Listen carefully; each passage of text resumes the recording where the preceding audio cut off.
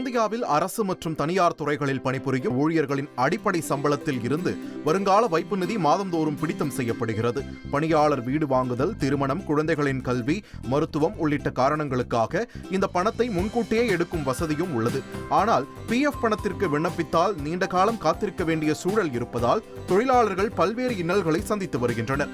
இந்த பிரச்சினைக்கு தீர்வு காணும் வகையில் தொழிலாளர் வருங்கால வைப்பு நிதி நிறுவனம் EPFO 3.0 என்ற நவீன திட்டத்தை அறிமுகம் செய்ய உள்ளது.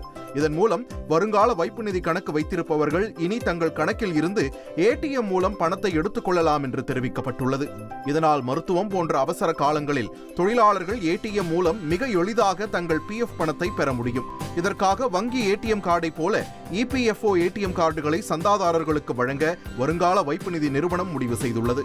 மேலும் தற்போது மாத ஊதியத்தில் தொழிலாளர் மற்றும் நிர்வாகம் சரிசமமாக 12% PF கணக்கில் செலுத்தி வரும் நிலையில் தொழிலாளர்கள் விரும்பினால் இந்த தொகையை அதிகப்படுத்திக் கொள்ளும் வசதியையும் அறிமுகம் செய்யப்படும் என்று எதிர்பார்க்கப்படுகிறது.